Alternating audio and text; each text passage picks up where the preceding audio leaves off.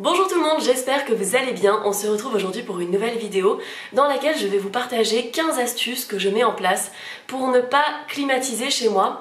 Je pense que vous pouvez le voir, il y a une clim réversible derrière moi. Il y en a deux autres dans mon appartement, pourtant il n'est pas très grand. J'ai un appartement de 39 mètres carrés à Marseille, donc en soi c'est pas les conditions idéales. Petit logement dans une grande ville et en particulier Marseille, qui est une des villes où on a le plus de soleil et de chaleur dans l'année, c'est vrai qu'on pourrait être tenté d'allumer la clim. Je ne le fais pas pour pas mal de raisons. Il y a évidemment la raison environnementale, puisque la clim c'est quelque chose qui consomme énormément.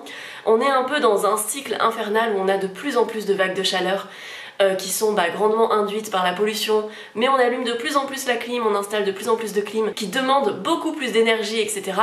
On augmente notre consommation d'énergie et c'est un peu un cercle vicieux. Donc si on peut essayer de se rafraîchir, de rafraîchir son logement sans utiliser la climatisation, c'est tout bénef. Vraiment en termes d'impact carbone, c'est assez important.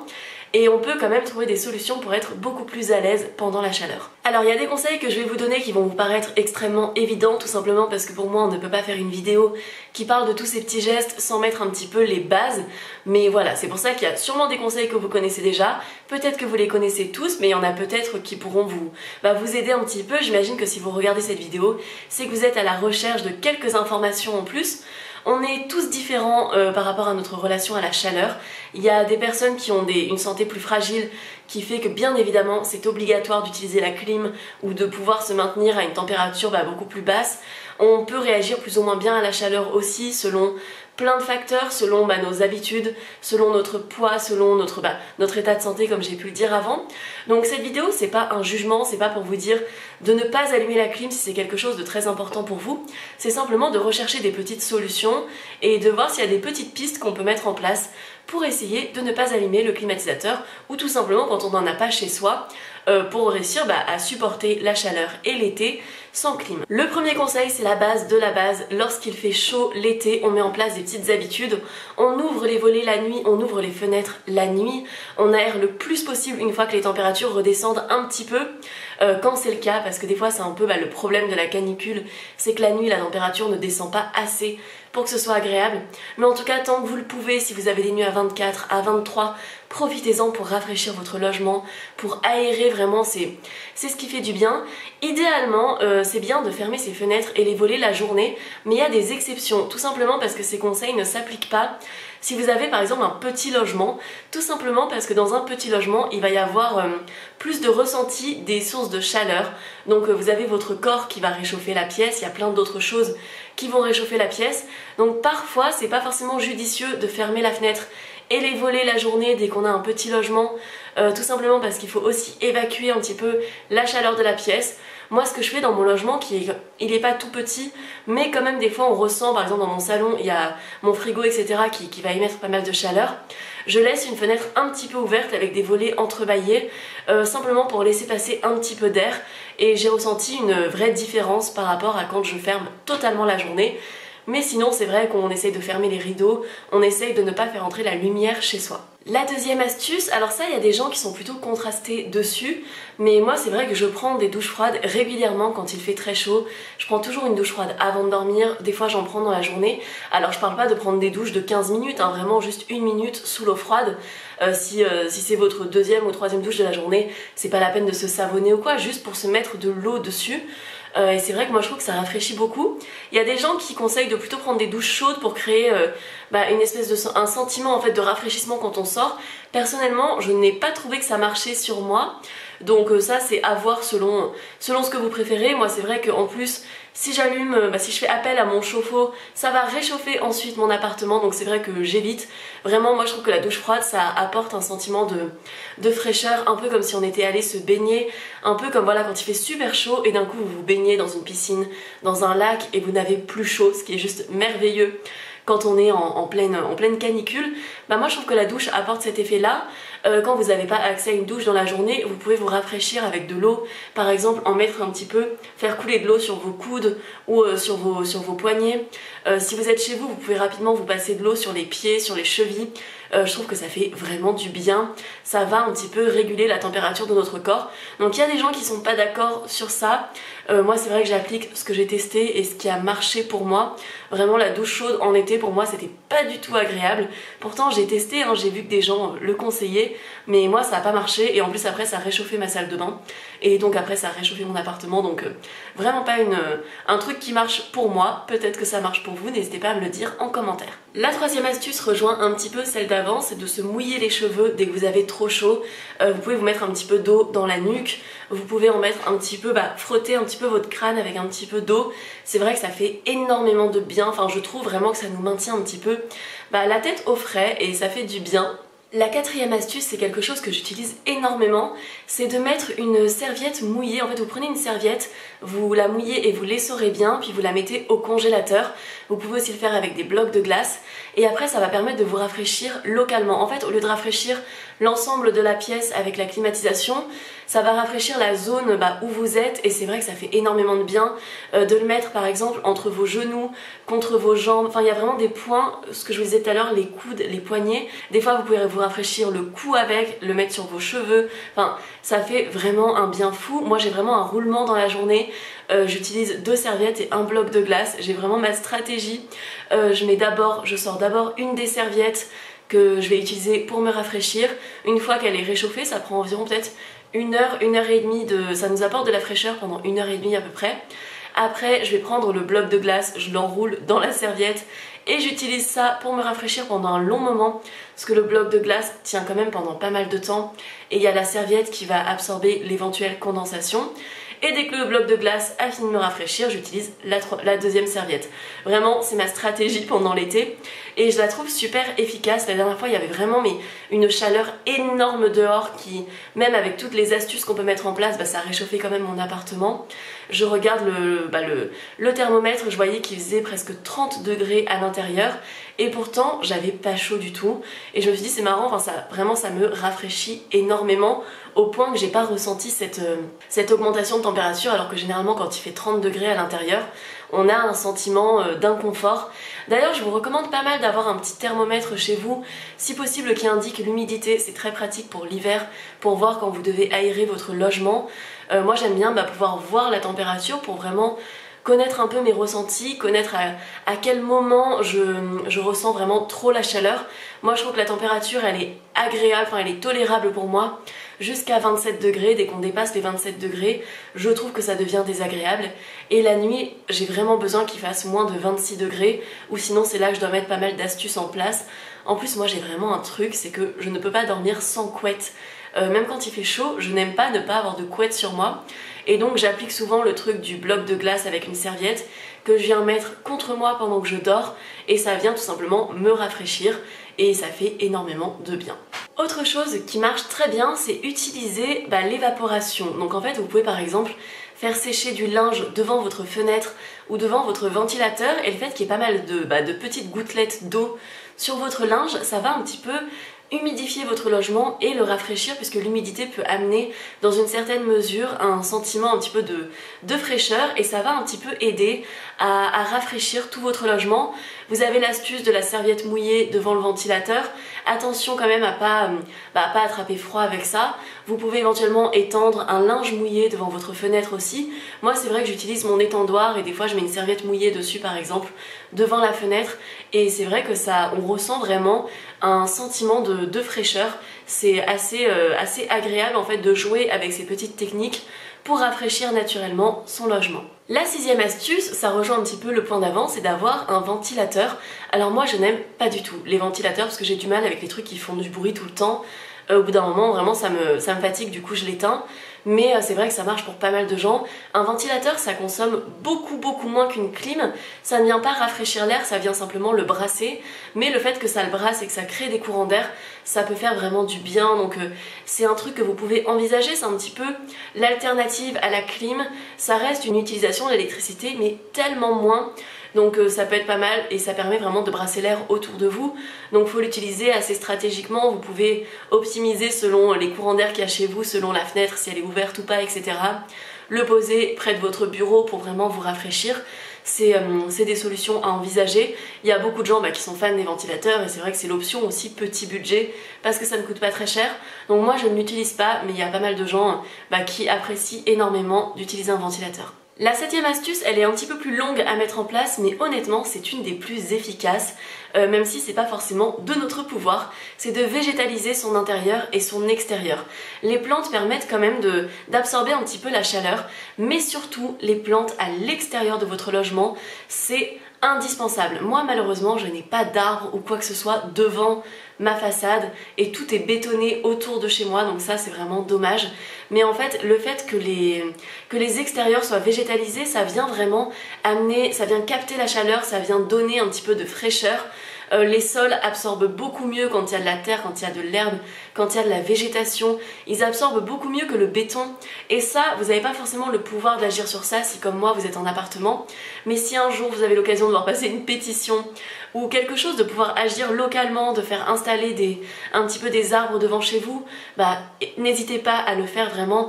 On a besoin de plus de verre dans les villes. Le fait que tout soit de plus en plus bétonisé, c'est très problématique. Ça participe au réchauffement de la ville.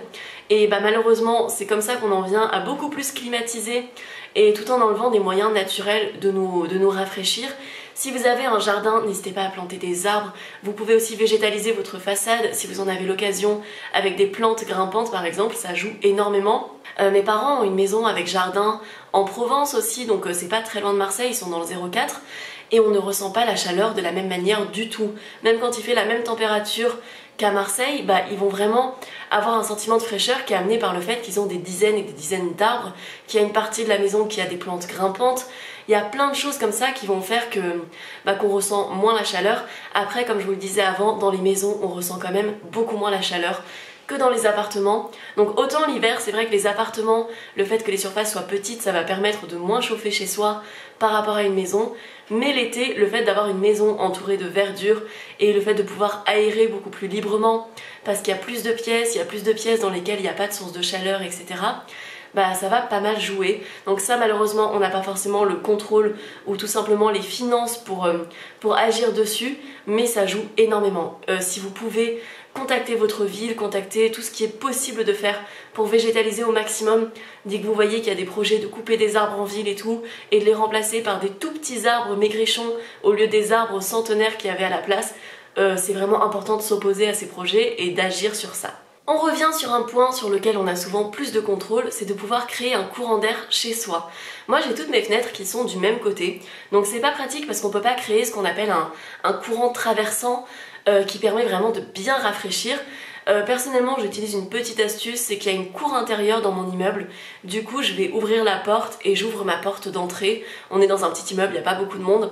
Et ça permet de créer un peu artificiellement ce courant d'air puisque j'utilise l'air qui passe en bas dans la cour d'immeuble. Voilà, bon mes voisins se sont jamais plaints donc j'imagine que ça les dérange pas.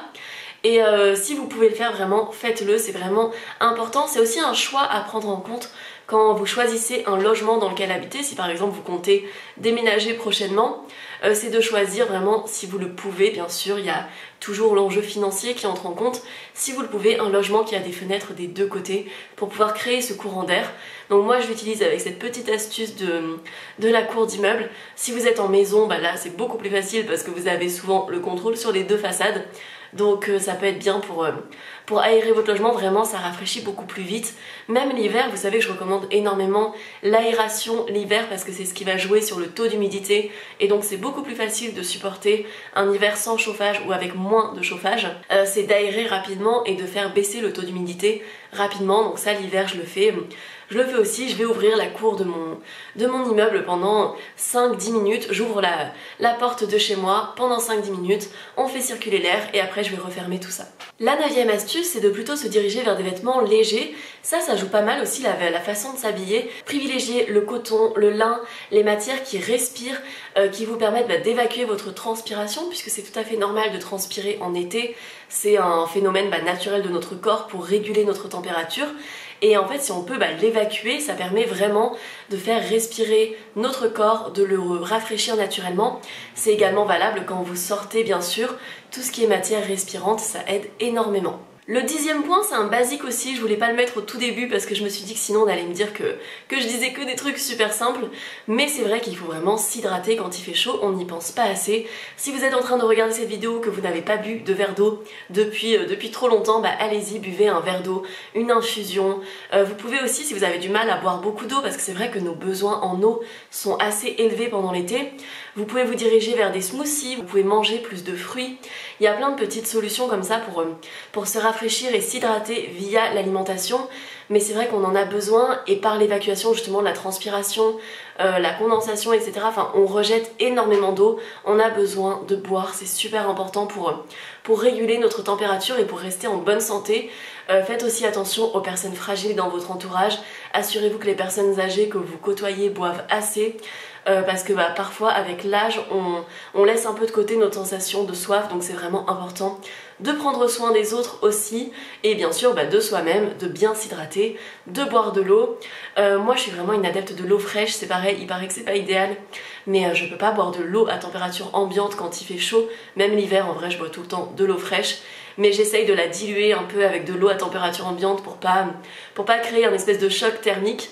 Mais en tout cas voilà, buvez de l'eau bien sûr. On évite tout ce qui est stimulant parce que l'alcool, le café, etc. ça va plutôt avoir tendance à nous agiter et à faire en sorte qu'on réchauffe notre corps.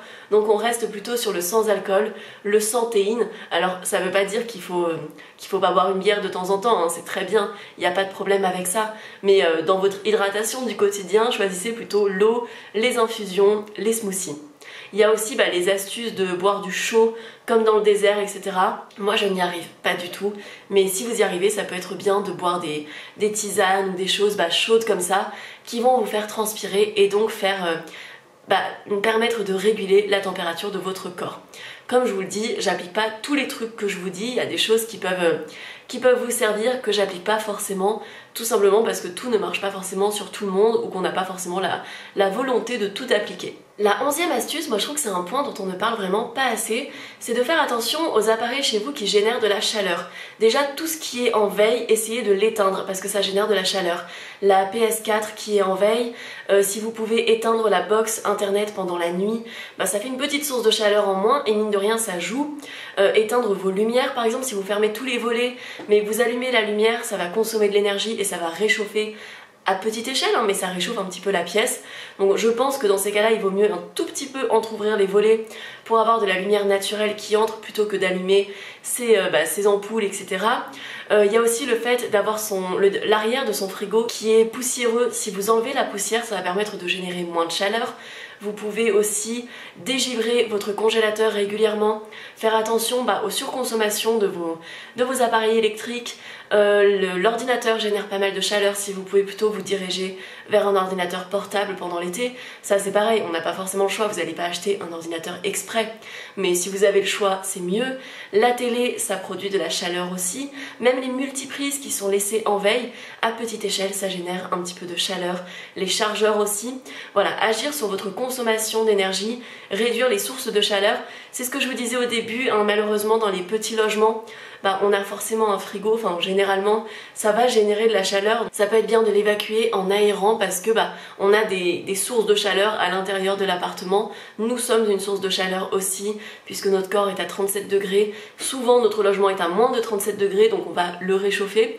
Ça joue aussi mine de rien, si vous êtes plusieurs dans un petit logement, vous allez sentir que la température de la pièce est plus élevée. Il y a plein de choses comme ça qui peuvent jouer auxquelles on ne pense pas forcément. Le 12e point, c'est que vous pouvez aussi augmenter un peu l'humidité et jouer sur cette petite action rafraîchissante de l'eau, de l'humidité, c'est de passer la serpillière chez vous. Bon, déjà de base, c'est bien de passer la serpillière chez soi, ça dépend du sol qu'on a bien entendu, mais le fait d'avoir de l'eau un petit peu qui va s'évaporer dans votre logement, ça va vraiment le rafraîchir. Vous pouvez aussi mouiller les parois de votre salle de bain, Par exemple, même quand vous n'avez pas pris de douche, mettre un petit peu d'eau sur les murs de la douche, ça va venir rafraîchir. Alors à petite échelle, c'est pas radical, c'est pas de la climatisation, mais c'est vraiment l'enchaînement des petites actions qui va permettre de rafraîchir un petit peu votre logement, et parfois juste diminuer de 1 degré notre logement, bah ça va déjà jouer. Moi je vois vraiment quelque chose d'assez radical quand mon logement passe de 28 degrés à 27 degrés.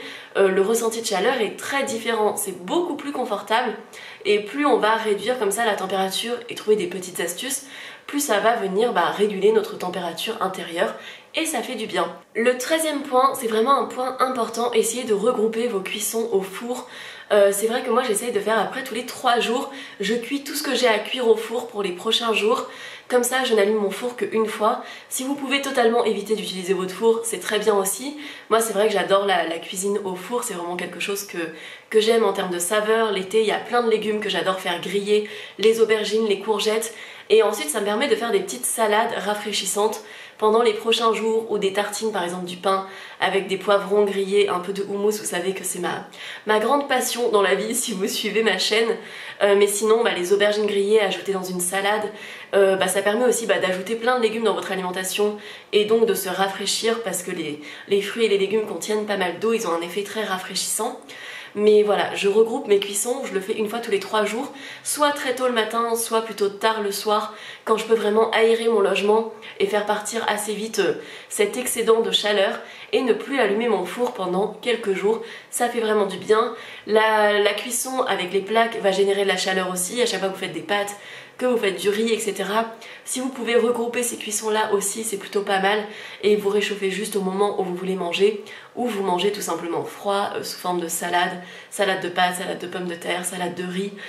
C'est vrai qu'on est quand même plutôt attiré par ce genre de repas pendant l'été. Attention, souvent on a un petit peu moins faim l'été, tout simplement parce que notre digestion va générer de la chaleur dans notre corps, et donc naturellement on va souvent avoir un appétit qui est un petit peu régulé. N'hésitez pas à consommer vos calories sous d'autres formes, comme je vous le disais tout à l'heure. Les smoothies, ça peut être pas mal. Vous pouvez faire des petits sorbets maison en mixant des bananes congelées avec des fruits congelés. Vous mettez un petit peu de lait végétal et ça vous permet de manger quelque chose qui ne vous réchauffe pas. La 14e astuce, elle va pas forcément rafraîchir votre logement puisqu'elle n'y est pas liée, mais c'est de plutôt sortir, vous balader tôt le matin ou tard le soir. Évitez vraiment de sortir dans la journée quand vous n'êtes pas obligé de le faire. Bien sûr, des fois, on n'a pas le choix, mais vraiment, c'est là qu'on prend des coups de chaud et on a un peu besoin de laisser notre corps tranquille lorsqu'on le peut. Je sais que c'est pas forcément évident selon le travail qu'on fait. À un moment, moi, je livrais des repas entre midi et 2 en pleine vague de chaleur, c'était horrible, vraiment ce sentiment d'être dehors sous le soleil à fondre quand il fait 43 degrés et d'attendre avec un plat devant une entreprise qu'elle vous ouvre la porte, c'est horrible. Mais donc voilà, on n'a pas forcément le choix, mais quand vous le pouvez, vraiment favoriser les petites balades du matin. Ça fait du bien de bouger son corps quand même. On a un peu tendance à ne pas avoir trop envie de sortir, de marcher, etc. Moi je trouve que ça fait vraiment du bien de le faire tôt le matin ou tard le soir. Une petite balade à 21 h, ça rafraîchit, ça permet quand même de profiter de l'air extérieur, surtout quand on est en appartement. Si vous êtes en maison ou si vous êtes à proximité d'un parc, vous pouvez sortir dans la journée et vous mettre à l'ombre. Ça fait du bien quand même, surtout s'il y a des arbres, ça va vraiment vous apporter un petit peu de fraîcheur et vous permettre de profiter de l'extérieur parce que c'est important quand même. Mais voilà, évitez vraiment de sortir entre midi et 16 h, voire vous pouvez un peu étendre la zone s'il fait vraiment très chaud, ne pas sortir après 11 h et ne pas sortir avant 17-18 h. Ça dépend aussi de vos impératifs, mais ça va pas mal jouer sur votre température interne, donc vous allez mieux supporter aussi la température de votre logement. Également, si vous faites du sport, faites-le plutôt tôt le matin ou tard le soir, mais évitez de faire votre séance de muscu à 15 h dans votre appartement quand il fait super chaud. Si vous allez à la salle, bon généralement c'est climatisé donc ça va pas tellement jouer, mais si vous êtes chez vous, privilégiez vraiment les moments où il fait frais. J'imagine que vous le faites déjà naturellement, mais c'est toujours bien de le rappeler. Si vous êtes en ville, à un moment où il fait vraiment très chaud, des fois vous pouvez peut-être faire des pauses dans les magasins climatisés. C'est vrai que ça peut... Bon, je suis pas pour la climatisation à la maison ni la clim tout court, mais bon, d'un côté, elle est là et autant en profiter quand il y a des magasins qui sont climatisés ou quoi. Vous pouvez entrer dans un centre commercial, faire une petite pause. Notre corps a besoin de petits moments où il est un petit peu au frais dans la journée. C'est pour ça que la canicule est très dure à supporter, parce que c'est le moment où il y a très peu d'écart entre la température de la nuit et la température de la journée. Donc on a vraiment du mal à se sentir bien parce qu'on n'a pas du tout de moment dans la journée où on est rafraîchi. Donc c'est pour ça que toutes ces astuces elles sont vraiment utiles. Par exemple le truc du bloc de glace, des serviettes froides et tout, ça permet de baisser votre température. On en a besoin vraiment pour éviter de trop souffrir de la chaleur, de faire des malaises. C'est pour ça que je peux tout à fait comprendre que des gens allument la climatisation chez eux, surtout s'ils ont une santé fragile.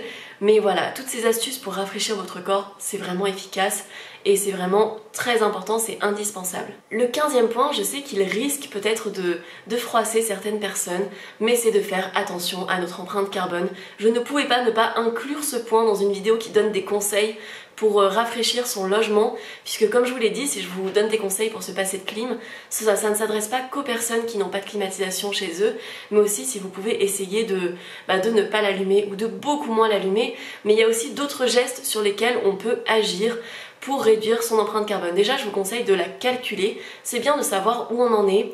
En moyenne, les Français émettent presque 10 tonnes de CO2 par personne via nos consommations. L'idéal à atteindre, ce serait vraiment 2 tonnes par personne. Donc on en est vraiment loin. C'est pour ça qu'il y a des petites actions qu'on peut mettre en place, mais il y a aussi des gros changements qu'on doit faire dans nos modes de vie. On doit aussi interpeller les politiques, les entreprises, parce que bien sûr, il n'y a pas que notre empreinte carbone personnelle qui joue. Si la France pollue pas mal, c'est pas que à cause des habitants, c'est à cause de plein de choses sur lesquelles on n'a pas forcément d'impact, en tout cas pas d'impact direct. Mais pour réduire son empreinte carbone, il y a des choses assez efficaces. Bien évidemment, il y a à faire attention à sa consommation d'énergie, que ce soit l'été ou l'hiver. Il y a plein de choses qu'on peut mettre en place pour réduire sa consommation d'énergie, dont le fait de diminuer ou de se passer de clim, l'hiver de moins chauffer son logement, parce que c'est vraiment le cercle vicieux dont je vous parlais tout à l'heure, mais également manger le plus végétal possible. Vous savez que ça fait 6 ans que je suis végane, je vous partage énormément de recettes véganes à petit budget sur ma chaîne, donc n'hésitez pas à aller voir ça si vous cherchez des recettes végétales à intégrer dans votre alimentation, si vous pouvez diminuer la portion de viande que vous consommez et remplacer un petit peu par du végétal. Je dis pas ça de manière moralisatrice, mais juste si vous pouvez faire quelques petits changements, n'hésitez pas à le faire. Sinon, on peut agir sur l'utilisation de la voiture et notamment, ça a un impact direct, la voiture en ville, ça va réchauffer la ville. On le voit vraiment dès qu'il y a des vagues de chaleur, on peut voir une espèce de brume, de pollution dans la ville, vraiment à Marseille, moi je le vois très bien. J'ai une petite vue très au loin sur la mer, quand c'est très pollué, vraiment je ne vois pas la mer tellement il y a ce petit brouillard de pollution qui est coincé dans notre atmosphère. Notre utilisation aussi de l'avion est à revoir, c'est pareil, je vous dis pas qu'il faut ne plus jamais le prendre de votre vie ou que c'est une catastrophe de le prendre, mais c'est vrai que l'avion, ça a quand même une émission en CO2 qui est très élevée. Souvent le simple fait de faire un aller-retour pour aller sur un autre continent, ça va exploser votre empreinte carbone annuelle et ça va dépasser les 2 tonnes fixées par habitant qu'on devrait atteindre. Vous pouvez par exemple essayer petit à petit de faire des petits changements dans votre mode de vie, dans la manière dont vous partez en vacances. Peut-être allez vous mettre au frais à la montagne en France. La montagne, c'est pas l'endroit le plus visité en été en France et pourtant c'est très sympa. Moi j'adore la montagne l'été. Ça permet de faire une pause pendant 1 semaine ou 2 semaines loin de la chaleur de là où j'habite, puisque je le rappelle, Marseille, il fait très chaud. Mais ça peut être bien aussi de revoir notre manière de consommer nos vacances aussi. Je dis pas qu'il faut plus jamais partir à l'étranger, mais si on peut changer petit à petit des petites choses dans notre quotidien, on peut se dire c'est pas à moi de faire des efforts, mon impact perso, ça n'a pas un gros impact. Mais si par exemple déjà vous êtes 20 000 à regarder cette vidéo, je sais pas combien de vues elle va faire, peut-être qu'elle en fera 5 000 ou peut-être qu'elle en fera beaucoup plus, mais 5 000 personnes ou 20 000 personnes qui font des changements assez importants dans leur mode de vie, ça a une importance et après on peut inciter d'autres gens à le faire. Bien sûr qu'on n'est pas responsable seul du réchauffement climatique, mais ça veut pas dire qu'on ne peut pas faire des efforts et le maximum qu'on peut sans être dans l'attaque des autres, sans juger les autres. Vous savez que c'est pas ma démarche du tout, je suis plutôt dans le fait d'encourager, dans le fait de chercher à s'améliorer soi-même et parfois d'encourager un petit peu les autres autour de nous, mais sans être dans la malveillance, sans être dans la culpabilisation, parce que je le rappelle, c'est pas un humain tout seul qui a la responsabilité de tout ce qui se passe dans le monde, mais si on peut, faire bouger les choses, interpeller les politiques, etc., ça peut être pas mal. Et c'est tout pour ces 15 points que j'avais à partager avec vous. J'espère vraiment que la vidéo vous aura plu. N'hésitez pas à aller regarder sur ma chaîne si vous voulez plein d'idées de repas à petit budget. Vraiment, je fais plein de choses avec des repas à 1 euro, des petites astuces, des fois il y a des défis, on essaye de vider ses placards, etc. Donc n'hésitez pas à aller regarder tout ça. Je fais aussi pas mal de vidéos qui parlent du thème de l'argent, de l'épargne, donc si ça vous intéresse, n'hésitez pas à aller voir ça aussi. On est de plus en plus nombreux chaque semaine, donc merci beaucoup de vous abonner à ma chaîne. Merci à ceux qui like, à ceux qui prennent le temps de commenter. Vous savez que vous améliorez mon référencement, ça me permet vraiment d'en vivre. Donc merci infiniment. Et n'hésitez pas à amener des petits conseils constructifs si vous aussi vous avez des choses à partager. S'il y a des astuces qui marchent pour vous, qui ne marchent pas pour vous, n'hésitez pas à partager tout ça. On reste dans la bienveillance dans les commentaires, s'il vous plaît. On se retrouve, si vous voulez, juste maintenant sur Instagram, c'est Mûre et Noisette également, ou dans environ 4-5 jours pour une nouvelle vidéo sur cette chaîne. Je vous fais de gros bisous. Ciao ciao!